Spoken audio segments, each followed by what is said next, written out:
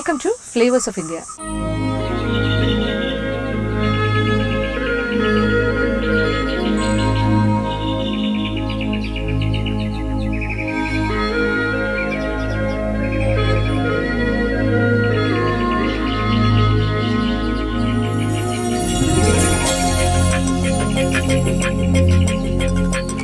Long journey 1 hour beautiful മനോഹരമായ enjoyable ആയിട്ടുള്ള ഒരു സന്തോഷകരമായൊരു യാത്രയ്ക്ക് ശേഷം ഞാൻ കരയടുത്തിരിക്കുകയാണ്. കരയെന്ന് പറഞ്ഞാൽ എന്താ ഇത്, ചുറ്റോട് ചുറ്റൊന്ന് നോക്കൂ.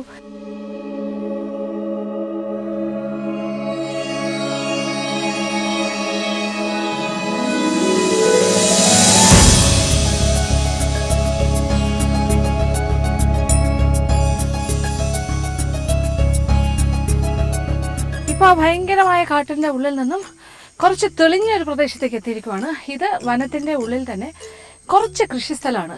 ഇത് ഇവിടുത്തെ സെറ്റിൽമെൻറ്റുകാർക്ക്, ട്രൈബൽ ആൾക്കാർക്ക് വേണ്ടിയിട്ട് ഗവൺമെൻറ് അലോട്ട് ചെയ്ത് കൊടുത്തിരിക്കുന്ന അല്ലെങ്കിൽ പതിച്ചു കൊടുത്തിരിക്കുന്ന അതിരുകല്ലൊക്കെ വെച്ചിട്ടുണ്ട് സ്ഥലമാണ്. അവരിവിടെ ഇപ്പോൾ കസ്തൂരി മഞ്ഞയുടെ കൃഷി നടത്തിക്കൊണ്ടിരിക്കുകയാണ്. പക്ഷേ ഇവിടെയും അവർക്ക് ഭയങ്കര ത്രെറ്റാണ്. പന്നി, ആന, ഇങ്ങനെയുള്ള കാര്യങ്ങളെല്ലാം അവരുടെ ഈ വിളയെ നശിപ്പിക്കുന്നു എന്നുള്ളൊരു കംപ്ലയിൻ്റ് ഉണ്ടല്ലോ. കാര്യം ഇത് കാട്ടിൻ്റെ ഉള്ളിലെ കാഴ്ചയാണിത്. ശരിക്കും കാടെന്ന് പറഞ്ഞാൽ ആരുടെയാ? മൃഗങ്ങളുടെ വീടല്ലേ, അവരുടെ തറവാടാണ്.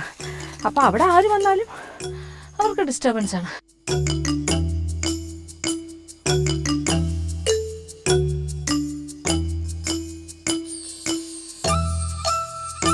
അവിടുത്തെ കൃഷിഭൂമിയെല്ലാം സൂക്ഷിക്കാനായിട്ട് അവരൊരു ഏറുമാടമൊക്കെ ഒരു വാച്ച് ഒരു ടവർ മാതിരിയെല്ലാം കെട്ടി വെച്ചിട്ടുണ്ട് പാറയുടെ മുകളിൽ. അവിടെ ആൾക്കാരോട് അതിലൊന്നും കാര്യമില്ല. ആന വന്നാൽ വന്നു, പന്നി വന്നാൽ വന്നു. ഇത് കോലിഞ്ചിയാണ് ഈ ഭാഗത്തൊക്കെ, മഞ്ഞളും കോലിഞ്ചി. സമയം വളരെ വൈകി. എനിക്ക് തോന്നുന്നു ഞാൻ സ്റ്റാർട്ട് ചെയ്തതേ താമസിച്ചു പോയി എന്ന് തോന്നുന്നു. ഇപ്പോൾ 6 മണിയായി, 6 o'clock. അപ്പോൾ സൺസെറ്റായി. ഇനി നിമിഷങ്ങൾക്കകം ഇരുട്ടാകും. എൻ്റെ ഈ ഒരു സ്പീഡ് വെച്ചിട്ട് നമ്മുടെ ഡെസ്റ്റിനേഷൻ പോയിൻ്റ് എന്ന് പറയുന്നത് നമ്മൾ താമസിക്കുന്ന സ്ഥലത്ത് എത്താൻ തന്നെ ഏകദേശം 8 മണിയാവുമെന്ന് പറഞ്ഞു. രാത്രി ഈ കാടിനകത്തോട് ഞാൻ നടക്കേണ്ടി വരും. ടോർച്ചടിച്ച് പോകാം. മൊബൈലിലൊരു ടോർച്ച് ഉണ്ടാവുമല്ലോ, അതൊക്കെ ഉപയോഗിച്ച് നടന്നു പോകാമെന്ന് തോന്നുന്നു. അപ്പോൾ പോകുന്ന വഴിക്കാണ് ശരിക്കും വാട്ടർഫോൾസ്.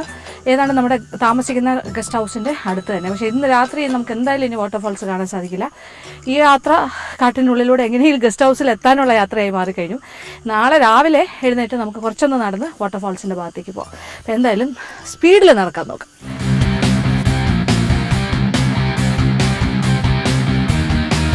ഇപ്പം അതായത് ഈ ട്രൈബൽസിൻ്റെ സെറ്റിൽമെൻറ്റ് ആൾക്കാരുടെ കൈവശം ഇരിക്കുന്ന ഭൂമി ആയതുകൊണ്ടായിരിക്കാം ഇതിനകത്തൊരു ചെറിയൊരു ക്ഷേത്രത്തിൻ്റെ കാര്യങ്ങൾ കാണാം. വിളക്ക് കത്തിക്കുന്നതിൻ്റെ കാര്യങ്ങൾ. അവരുടെ കുലദൈവങ്ങളെ ആയിരിക്കാം, അല്ലെങ്കിൽ വനദേവതകളെ ആയിരിക്കാം പൂജിക്കുന്നത്. എന്തായാലും ഇവിടെ ഒരു വിളക്ക് കത്തിച്ച് പൂജയുള്ളൊരു സ്ഥലമാണ്, അവർക്ക് വിശ്വാസമുള്ളൊരു സ്ഥലമാണ്. കാട്ടിൻ്റെ ഉള്ളിൽ മറ്റൊരു കാഴ്ചയാണ്. ഇവിടെ ചെറിയ ചില്ലറയൊക്കെ കിടക്കുന്നുണ്ട്, നാണയങ്ങൾ. പ്രാർത്ഥിക്കുന്ന ഒരു സ്ഥലമാണത്.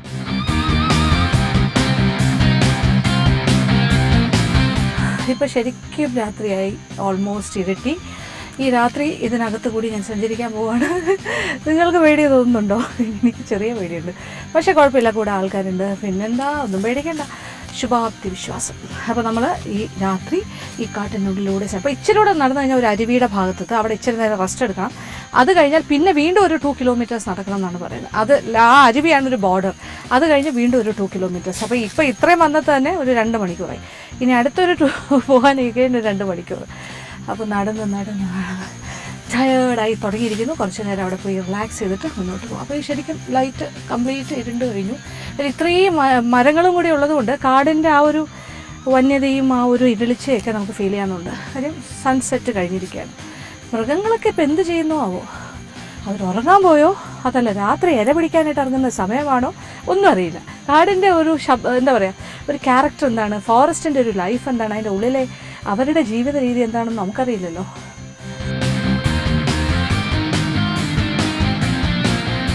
അങ്ങനെ നടന്ന് നമ്മളിപ്പോൾ ദേ ഒരു ആറിൻ്റെ തീരത്തെത്തിയിരിക്കുകയാണ്. ഇതാണ് ഇവിടുത്തെ നെയ്യാറാണ്. നെയ്യാറിൻ്റെ ഒരു പ്രധാന കൈവഴിയാണ് ഇത്. ഇവിടെ ഇപ്പം വെള്ളം കുറവാണല്ലോ, അതുകൊണ്ട് പാറക്കൂട്ടങ്ങളെല്ലാം കാണാം. ഇങ്ങനെ നോക്കുമ്പോൾ അങ്ങോട്ട് പാറ മാത്രമേ ഉള്ളൂ. അത് കണ്ടു കഴിഞ്ഞാൽ കല്ലാറ് മാതിരിയുണ്ട്, കല്ലുകൾ. അപ്പോൾ മുകളിൽ മഴ പെയ്താൽ ഇങ്ങനെ വെള്ളം പെട്ടെന്ന് ഒഴുകി വരുന്ന ഒരു ഏരിയ. പക്ഷെ ഇപ്പോൾ അങ്ങനെ മഴയൊന്നും വലുതായിട്ടില്ലല്ലോ സമ്മറിൽ. അപ്പോൾ മൃഗങ്ങളൊക്കെ വെള്ളം കുടിക്കാനൊക്കെ രാത്രി ഇറങ്ങി വരുമായിരിക്കും. ഇപ്പോൾ ഏതാണ്ട് രാത്രിയായി, ഞാൻ പറഞ്ഞല്ലോ ഭയങ്കരമായിട്ട് ഇരുട്ടി കഴിഞ്ഞു. നല്ല ഡാർക്കാണ്. നിങ്ങൾക്ക് എത്രത്തോളം ഇത് കാണാൻ പറ്റുമെന്ന് എനിക്കറിയില്ല.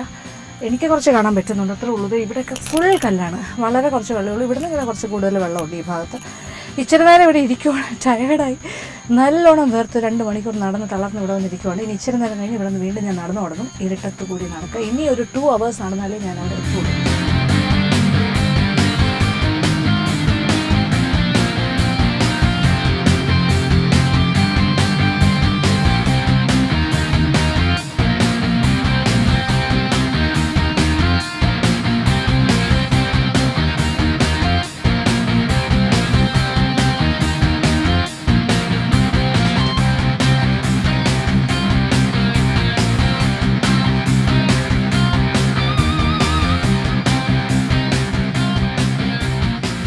അങ്ങനെ നമ്മുടെ കാട്ടിലൂടെയുള്ള ട്രെക്കിങ് കഴിഞ്ഞ് പാതിരാത്രി 8-8:30 മണിയായപ്പോഴേ ഞാൻ നടന്ന് തളർന്ന് വന്ന് കയറിയിരിക്കുന്നു. നോക്കൂ, എൻ്റെ പിന്നിലേക്ക് നോക്കൂ. ഞാൻ ഇരുട്ടും കൊണ്ടാണ് വന്നിരിക്കുന്നത്. അതായത് ഡാർക്ക്നെസ് എന്ന് പറഞ്ഞാൽ ഞാൻ ഇത്രയും ഇരുട്ട് ഞാൻ കണ്ടിട്ടേ ഇല്ല. നമ്മുടെ നാട്ടിലാണെങ്കിൽ നിലാവിൻ്റെ വെളിച്ചമെങ്കിലുള്ളൂ, പക്ഷേ കാട്ടിനകത്ത് അതുപോലും ഇല്ല. അത്രയ്ക്ക് തിക്ക് ഫോറസ്റ്റ് അല്ലേ, ഒന്നും കാണാൻ വയ്യ. നോക്കൂ, ഞാൻ ടോർച്ച് അടിച്ചടിച്ചാണ് വന്നത്. ഇപ്പോൾ നോക്കൂ, ആ ഭാഗത്ത് ഭയങ്കര ഇരുട്ട്, ഫുൾ ഡാർക്ക്നെസ്. അപ്പോൾ നമ്മൾ താമസിക്കുന്ന ഫോറസ്റ്റിൻ്റെ ഐഡിയിലേക്ക് എത്തിയിരിക്കുകയാണ്. ഇതാണ് ഇവിടുത്തെ ഐഡി.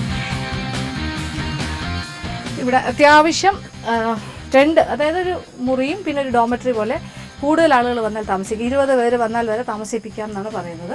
5 to 20 people. പിന്നെ അറ്റ് എ ടൈം ഒരു ഗ്രൂപ്പിന് മാത്രമേ കൊടുക്കുള്ളൂ, 5 ആണെങ്കിലും 20 ആണെങ്കിലും. കാര്യം വേറെ ആൾക്കാർ വന്നിട്ട് അവർക്കൊരു ഡിസ്റ്റർബൻസ് ഉണ്ടാകുന്നുണ്ട്. അപ്പോൾ അത്രയും പ്രൈവസി ഇവിടെയുണ്ട്.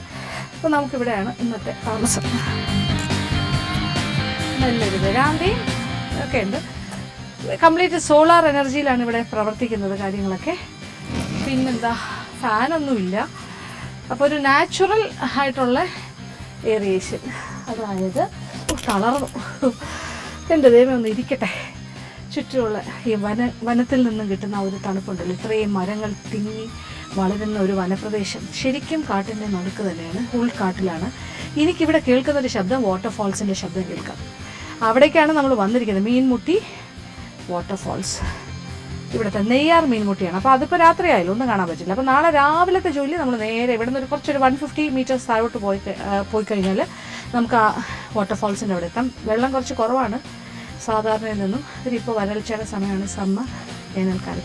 എങ്കിലും ആ വാട്ടർഫാൾസിൻ്റെ അവിടെ പോകണം രാവിലെ. അവിടെ വാട്ടർഫാൾസിൽ കുളിക്കാനൊക്കെ ഉള്ള സൗകര്യം ഉണ്ടെന്നാണ് പറഞ്ഞത്. അങ്ങനത്തെ ഒരു വാട്ടർഫാൾസാണ്. എന്തായാലും നമുക്കൊന്ന് കണ്ടു നോക്കാം നാളെ. ഇനി ഇന്നത്തെ രാത്രി ഒന്ന് സന്തോഷത്തോടു കൂടി ഇവിടെ ഭക്ഷണമൊക്കെ അവർ റെഡിയാക്കി തരും. അപ്പോൾ അത്തരം കാര്യങ്ങൾ, ഭക്ഷണ വിശേഷങ്ങൾ, നല്ലൊരു ഡിന്നറെല്ലാം കഴിച്ചിട്ട് ഉറങ്ങാമെന്ന് തന്നെ പറയാം. ഇവിടെ ഫാനൊന്നും ഇല്ല, അതുകൊണ്ട് ഉറങ്ങാൻ ഇച്ചിരി ബുദ്ധിമുട്ടായിരിക്കും. പക്ഷേ തണുപ്പുള്ളത് കൊണ്ട് കുറച്ചൊക്കെ തണുപ്പ് കിട്ടും. എന്തായാലും ഒന്ന് ശ്രമിക്കാം. നല്ല ടയർഡാണല്ലോ, അതുകൊണ്ട് എന്തായാലും ഉറക്കം വരാം. അപ്പോൾ ഇനി നെക്സ്റ്റ് ഈസ് ഫുഡാണ്. നമ്മൾ ഇവിടുത്തെ ഒരു കുഞ്ഞ് അടുക്കളയുണ്ട്, ആ ഭാഗത്തേക്കും പോകും. അവരുടെ കാര്യങ്ങളൊക്കെ ഒന്ന് ഡിസ്കസ് ചെയ്യാൻ എന്തൊക്കെ ചെയ്തു തരാൻ പോകും. നമ്മളൊരു മെനു പറഞ്ഞിട്ടുണ്ട്, കുറേ സാധനങ്ങൾ വാങ്ങിയിട്ട് വന്നിട്ടുണ്ട് സിറ്റിയിൽ നിന്ന്. നിങ്ങൾ കണ്ടില്ലേ, നമ്മൾ മീനൊക്കെ മേടിച്ചിട്ടല്ലേ വന്നേ. അപ്പോൾ മീനും എല്ലാം അവിടെ കൊടുക്കും. അപ്പോൾ എല്ലാം കൂടി ചേർത്തിട്ട് ഒരു കുശാലായിട്ടുള്ള കാര്യം, ഒരു കോസി ഡിന്നർ.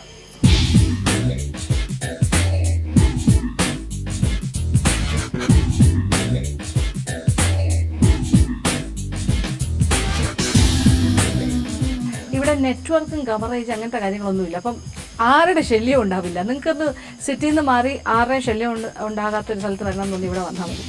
ഒരു നെറ്റ്വർക്ക് കണക്ഷൻ, അപ്പോൾ ആരും വിളിച്ച് ബുദ്ധിമുട്ടിക്കില്ല. അപ്പോൾ നമുക്ക് എപ്പോഴും സിറ്റിയിലാണെങ്കിൽ ഒരുപാട് ഫോൺ കോൾസ് അറ്റൻഡ് ചെയ്യണം. അങ്ങനത്തെ ചിലർക്ക് ആ ഒരു പ്രൈവസി, കുറച്ചൊരു ഫാമിലി ആയിട്ട് 2 ദിവസം ബുദ്ധിമുട്ടില്ലാതെ ഭയങ്കര ബിസി ആയിട്ടുള്ള ആൾക്കാർക്ക് അങ്ങനെ വരണം എന്ന് തോന്നിയാലും നല്ലതാണ്. ഇവിടെ വയർലെസ് ഏർപ്പാടുണ്ട്, അത്യാവശ്യം ഉണ്ടെങ്കിൽ വിളിക്കാനായിട്ടുള്ളൊരു സംവിധാനം. അങ്ങനെ നമ്മൾ നെയ്യാർ മീൻമുട്ടി ഫോറസ്റ്റ് ഐബി വരെ എത്തി. ഈ രാത്രി നമ്മൾ ആ വനത്തിലൂടെ സഞ്ചരിച്ച് ഏതാണ്ട് 8 മണിയായി. രാത്രി 8 മണിയായപ്പോഴാണ് ഇവിടെ എത്തിയത്.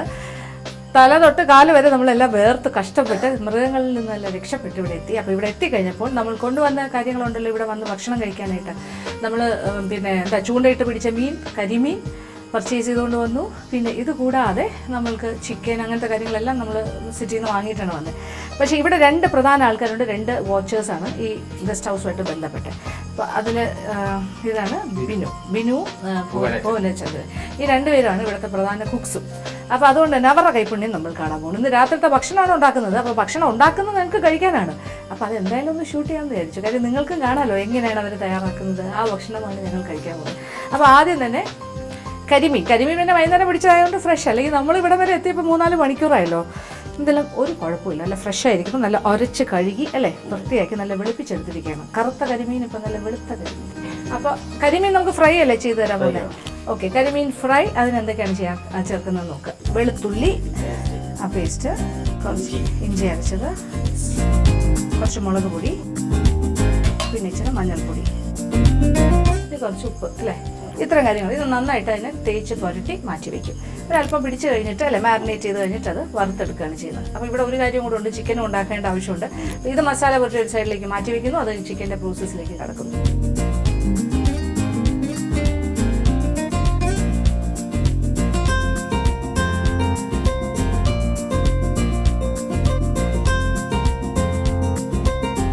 നമുക്ക് എന്ത് രസം അറിയാമോ, ഇതൊരു നല്ലൊരു കോസി ഫീലിംഗ് ആണ് ഇതിനകത്ത്. വീട് പോലെ നമ്മൾ മാത്രമേ ഉള്ളൂ ഇവിടെ അതിഥികളായിട്ട്.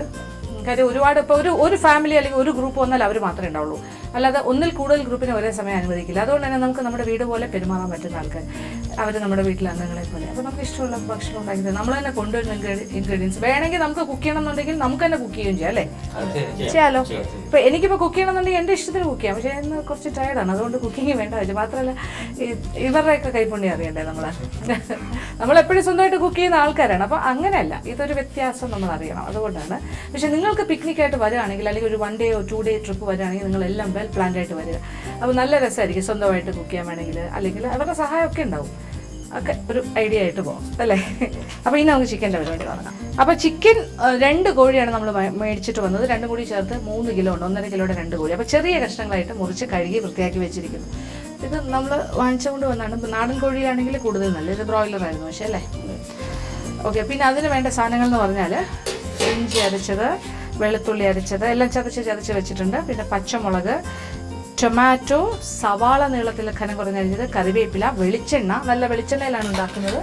പിന്നെ മഞ്ഞൾപ്പൊടി, മുളക് പൊടി, മല്ലിപ്പൊടി ആസ് യൂഷ്വൽ. പിന്നെ കുറച്ച് chicken masala powder, readymade chicken masala പൊടിയും ചേർക്കുന്നുണ്ട്. ഉപ്പ്, ഇതൊക്കെയാണ് പ്രധാനപ്പെട്ട കാര്യങ്ങൾ. ഇത് കുറച്ച് നല്ല ഗ്രേവി ആയിട്ടിരിക്കും. അപ്പോൾ കടുക് താളിക്കും, കടുകും ഉണ്ട്. അപ്പോൾ ഇനി നമുക്ക് ഇതിൻ്റെ പ്രോസസ്സ് കാണാം. അപ്പോൾ ഇവിടെ വിറകടുപ്പാണ്, അതുകൊണ്ട് പ്രത്യേക രുചിയായിരിക്കും. നല്ല ചുവട് കട്ടിയുള്ളൊരു ഇൻഡാലിയൻ പാത്രമാണ്, അവരൊരു ഉരുളി പോലത്തെ കാര്യമാണ് ഉപയോഗിക്കുന്നത് ഇവിടെ. അതിലേക്ക് ആദ്യം വെളിച്ചെണ്ണ. അപ്പോൾ സാധാരണഗതിയിൽ ഇവിടെ ഗസ്റ്റുകൾ വരുന്നു, താമസിക്കുന്നു, പറയുന്ന മെനു അനുസരിച്ച് ഫുഡ് ഉണ്ടാക്കി കൊടുക്കുന്നു. പക്ഷേ ഇന്നത്തെ കാര്യം ഇവർ പെട്ട് നിൽക്കുവാണ്. കാര്യം ഞാനൊരു ക്യാമറ ആയിട്ടാണല്ലോ വന്നത്. അപ്പോൾ നമുക്ക് വേണ്ടി ഉണ്ടാക്കുന്ന ഫുഡ് ഇങ്ങനെ ക്യാമറയിലൊക്കെ പകർത്തുന്നൊന്നും വിചാരിച്ചില്ല. അതുകൊണ്ട് കുറച്ച് എന്താ പറയുക, ഒരു ടെൻഷൻ ഉണ്ട്, ടെൻസ്ഡ് ആണ് ആളുകൾ. എങ്ങനെയാണ് ഇതൊരു അഭിനയിക്കണമോ അല്ലേ, ഒന്ന് നാച്ചുറലായിട്ട് പുള്ളി ചെയ്യുന്ന കാര്യങ്ങൾ നമ്മൾ എടുക്കുകയാണ്. അപ്പം നമുക്ക് അങ്ങനെ ഒരു ക്യൂരിയോസിറ്റി ഉള്ളതുകൊണ്ടാണ്. ഒരു പക്ഷേ നമുക്ക് അല്ലാതെ ആകാം, പക്ഷേ നല്ല രസമല്ലേ. ഇവർ രാത്രി നമ്മളുടെ മെനു ചപ്പാത്തിയും ചോറും chicken curry and fish fry ആണ്. അതാണ് ഇന്നത്തെ. ഫിഷ് വേറെ എന്തെങ്കിലും ഉണ്ടോ നമ്മൾ അറിയാതെ? ഇല്ല, സസ്പെക്സ് ആയിട്ടൊന്നും ഇല്ല. ഓക്കെ, സന്തോഷം. അപ്പോൾ ഈ പാതിരാത്രി വന്നിട്ട് ഇത്രയൊക്കെ ചെയ്തു തരുന്നു എന്നുള്ളത് തന്നെ വലിയ കാര്യമാണ്. അപ്പോൾ കടുക് ഇട്ടു, കടുക് നന്നായിട്ട് പൊട്ടി തുടങ്ങി. ഇനി അതിലേക്ക് വറ്റൽമുളക് കറിവേപ്പില.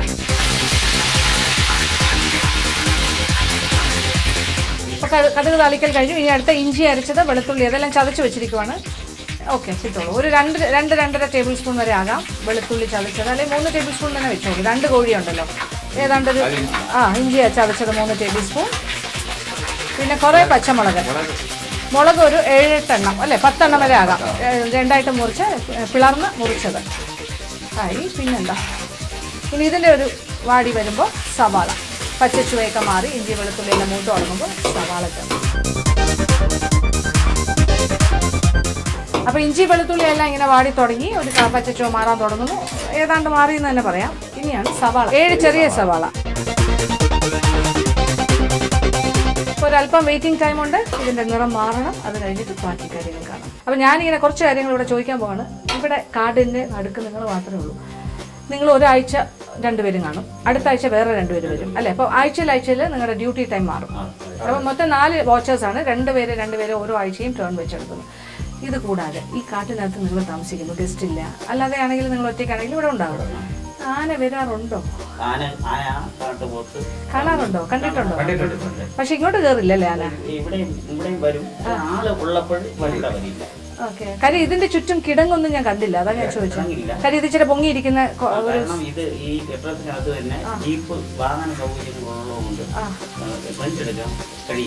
ട്രെഞ്ച് എടുക്കാൻ കഴിയില്ല. പിന്നെ ഇവിടെ ആളുള്ളപ്പോഴും മറ്റുള്ള ആളനക്കമൊക്കെ ഉള്ളത് കൊണ്ട് ലൈറ്റൊക്കെ കിടക്കും. അല്ലെങ്കിൽ വരുമോ? വിറക് കത്തുന്നു, തീയുടെ ഒക്കെ ഒരു പ്രസൻസ് വേണം. ഫുഡിന്റെ ഒക്കെ മണം ഇടയ്ക്കിടയ്ക്ക് കുക്ക് ചെയ്യുന്നു. അതായത് ജനവാസം ഉണ്ടെന്നൊരു ഫീലിംഗ് ഉണ്ട്. ഓക്കെ. പക്ഷെ നിങ്ങൾ കണ്ടിട്ടുണ്ടോ ഈ സൈഡിൽ കൂടെ ഒക്കെ പോകുന്നുണ്ടല്ലേ? ആണോ? ഇവിടെ ഇഷ്ടംപോലെ ആനയുള്ള ഏരിയ അല്ലേ? ഇനി ഇതിലേക്ക് 2 കാര്യങ്ങൾ ചേർക്കും. ഒന്ന് രമ്പയില നേരത്തെ പറഞ്ഞതല്ല, അപ്പോൾ ഒരു 2 ഇല ചേർത്തോ. 2 നേരത്തെ ഒരില അരിഞ്ഞ് വെച്ചിട്ടുണ്ട്. അതുകൂടാണ്ട് 2 ചെറിയ ടൊമാറ്റോ, അതാണ് ഇനി ചേർക്കാം. അപ്പോൾ ഉള്ളി അങ്ങ് വാടി ഒന്നുമില്ലാതായി അല്ലേ? വളരെ കുറച്ചായി മാറിക്കഴിഞ്ഞു, കളറൊക്കെ മാറി തുടങ്ങി. ഇനി ഇതിലേക്ക് രമ്പയില, അതൊരു നല്ല ഡിഫറെൻറ്റ് ഫ്ലേവർ ആയിരിക്കും. ഒരു 2 ഇല അരിഞ്ഞ് വെച്ചിട്ടുണ്ടായിരുന്നു. 2 ചെറിയ ടൊമാറ്റോ ചതുര കഷ്ണങ്ങളായി മുറിച്ചത്. അപ്പോൾ ഇനി ചേർക്കാൻ പോകുന്നത്, ഇതൊന്ന് നന്നായിട്ട് വഴണ്ട് കഴിഞ്ഞാൽ ഇനി ചേർക്കാൻ പോകുന്ന പൊടികളാണ്. പൊടികൾ എന്ന് പറഞ്ഞാൽ മഞ്ഞൾപ്പൊടി, മുളക് പൊടി, മല്ലിപ്പൊടി, ചിക്കൻ മസാല പൗഡർ. ഇത്രയും. അതൊന്ന് മൂത്ത് കഴിയുമ്പോൾ ചിക്കൻ അതിനകത്തേക്ക് ഇളക്കി തട്ടിപ്പൊത്തി വെക്കും അല്ലേ, വേഗമായിട്ട്. അപ്പോൾ ഇനി പൊടി ഐറ്റംസ് ചേർക്കാൻ പോകണം. അതിൻ്റെ ഒരു പ്രൊപ്പോർഷൻ എന്തൊക്കെയാണെന്ന് വെച്ചാൽ, ഇനി ചേർക്കാൻ പോകുന്ന മഞ്ഞൾപ്പൊടി 1 ടീസ്പൂൺ, മുളക് പൊടി ഒരു 2 table spoon, chicken masala powder 1 table spoon, മല്ലിപ്പൊടി ഒരു 1.5 ടേബിൾ സ്പൂൺ, 1 ടേബിൾ സ്പൂൺ മുതൽ 1.5 വരെയാണ്. അത് മഞ്ഞൾപ്പൊടി ഏതാണ്ട് 1 ടീസ്പൂണോളം മഞ്ഞൾപ്പൊടി ചേർക്കുന്നു. ഏതാണ്ട് ഒരു 3 ടേബിൾ സ്പൂണോളം മുളക് പൊടി ചേർക്കാം. അപ്പോൾ ഒരു അവരുടെ കണക്കിന് ഒരു 2 ടേബിൾ സ്പൂൺ ചേർത്തു. കാര്യം ചിക്കൻ മസാലയും കൂടി ചേർക്കുന്നു, അതിലും കുറച്ച് മുളക് പൊടിയൊക്കെ ഉണ്ടാവും. അപ്പോൾ ചിക്കൻ മസാല പൗഡർ ഒരു ടേബിൾ സ്പൂൺ എന്ന് തന്നെ പറയാം. അപ്പം ഒരു 2 ടേബിൾ സ്പൂൺ മുളക് പൊടി, 1 table spoon chicken masala powder. ഇനി കുറച്ച് മല്ലിപ്പൊടി. അപ്പോൾ 1 ടേബിൾ സ്പൂൺ മല്ലിപ്പൊടി. ഇനി അതൊന്ന് മൂക്കണം. മസാല നന്നായിട്ട് മൂത്ത് കഴിഞ്ഞു. ഇനി ഇതിലേക്ക് ചിക്കൻ.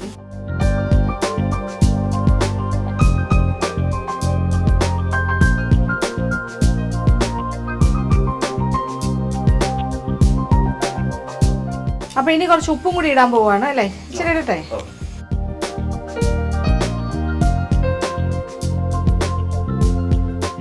പിന്നെ വേണമെങ്കിൽ അവസാനം ചേർക്കാം.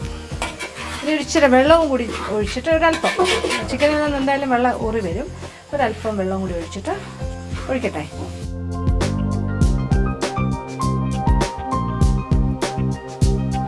ഒഴിച്ചിട്ട് പാത്രം അടച്ച് വേവിക്കണം.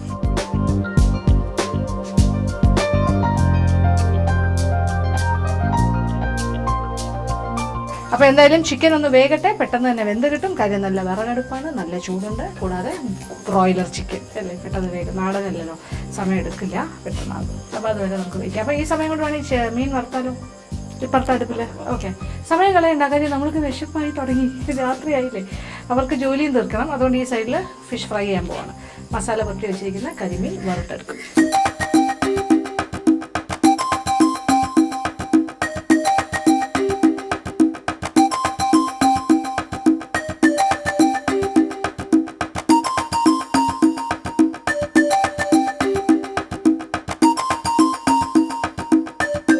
ചിക്കൻ കറി ഇവിടെ റെഡി ആയി കഴിഞ്ഞു. ഇതിപ്പോൾ കനലിലിട്ടിരിക്കുവാണ്. പിത്തിയെല്ലാം പിരിച്ച് കനലിലാണ് കിടക്കുന്നത്. അങ്ങനെ ചെറുതായിട്ട് ഇങ്ങനെ അല്ലേ, അതേ കളറിങ്ങനെ പറ്റി ഇങ്ങനെ കുറുകി അതിൽ കൂടുതൽ മസാലയൊക്കെ പിടിച്ചിരിക്കും. ഇപ്പോഴത്തെ കരിമീൻ്റെ പരിപാടി 2 എണ്ണം വറുത്ത് കഴിഞ്ഞ് അടുത്തുനിന്ന് എണ്ണ നല്ല ചൂടായി കേട്ടോ. കരിമീൻ ഇനി ഒരു 3 എണ്ണം കൂടിയുണ്ട്, 5 കരിമീൻ.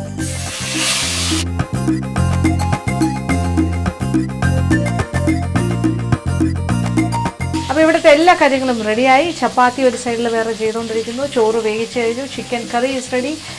കരിമീൻ ഫ്രൈ ഇതേ നമ്മളിപ്പോൾ നമ്മളെന്താ പറയുക, നമ്മൾ ഇവിടുത്തെ നെയ്യാറിൽ നിന്നും പിടിച്ച് ചൂണ്ടയിട്ട് പിടിച്ച് കരിമീനാണ് ഇവിടുത്തെ ട്രൈബൽ ആൾക്കാർ സെറ്റിൽമെൻറ്റിൽ അവരുടെ അങ്ങനെ വാങ്ങിയതാണ്. അപ്പോൾ അതിൻ്റേതായ ഒരു പ്രത്യേകതയുണ്ട്. അപ്പോൾ അതൊരു വലിയ സന്തോഷം തോന്നുന്നത് കാണുമ്പോൾ.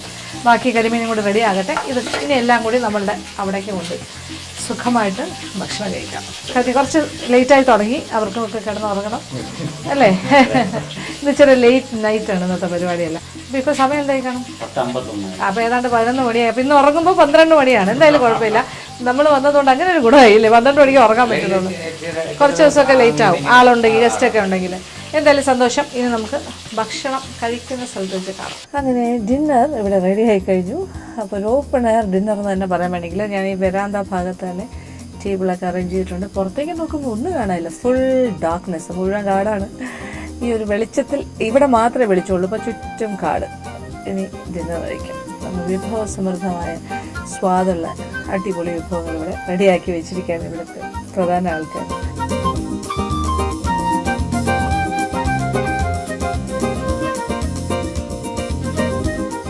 അലങ്കാരത്തോടുകൂടിയാണ് ഈ എന്ത് പ്രസൻറ്റേഷൻ എല്ലാം ചെയ്തിട്ടുണ്ട്. ക്രിയേറ്റീവ് ഫിഷ് ഫ്രൈ, കരിമീൻ ഫ്രൈ, ചപ്പാത്തി,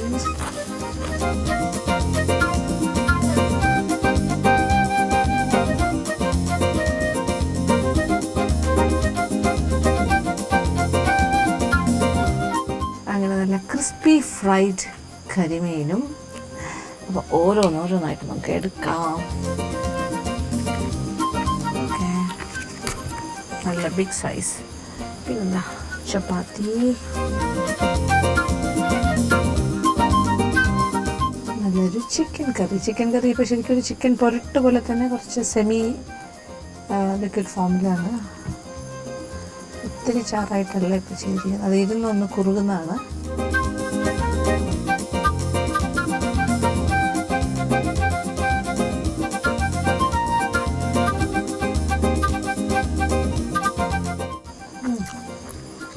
ടേസ്റ്റി നാടൻ ചിക്കൻ കറി, അത് ചിക്കൻ പൊരട്ടെന്ന് തന്നെ പറയാം. വളരെ നൈസ്. എന്ത് സിമ്പിളായിട്ടാണ് ഉണ്ടാക്കിയത്, പക്ഷെ അതെന്തോ ഒരു വ്യത്യസ്തമായൊരു സ്വാദ്, വളരെ ഡിഫറെൻ്റ് ആയിട്ട് തോന്നും. നാടൻ സിമ്പിൾ കറി ആണെങ്കിൽ.